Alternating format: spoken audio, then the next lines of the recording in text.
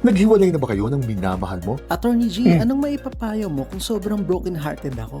Bibigyan kita ng 3 tips na subukan ng epektibo. Una, keep your distance. Lumayo ka muna sa kanya, sa mga kaibigan at kamag-anak niya, at sa lahat ng mga bagay na nagpapaalala sa iyo sa kanya. Kailangan mo munang ihiwalay at kilalanin mo muli ang sarili mo. Dahil kung matagal na ang relasyon ninyo, malamang ay magkakaugnay na at magkakadikit na ang buhay ninyo. Pangalawa, take time to heal. Bigyan mo ng sapat na panahon ang sarili mo na magdalamhati at gamutin ang sugat sa puso mo. Libangin mo ang sarili mo. Kapiling ang malalapit na kaibigan at kapamilya mo. Maghanap ka ng healthy na bisyo, pero hayaan mo ang sarili mong umiyak kung kinakailangan mo. At ang pangatlo, learn to let go. Pagkatapos ng sapat na panahon at handa ka ng bumangon, pakawalan mo na ang dating pag-ibig mo. Itago mo lang ang masasayang alaala at ang mga natutunan mo sa relasyon ninyo. At iwanan mo na sa nakaraan mo ang mga karapat-dapat na nandito. Sulatan mo siya ng isang closure letter para makapagpaalam ka at makapagpasalamat ka sa kanya sa huling pagkakataon. At maglakad ka ng papalayo and move on. Ang pagtanggap ng masakit na katotohanan na tapos na ang papel ng isang tao sa pelikula ng buhay mo ay isang masakit at mahabang proseso. Ngunit laging nagagamot ito ng sapat na panahon, lalo na kung tutulungan mo sarili mo.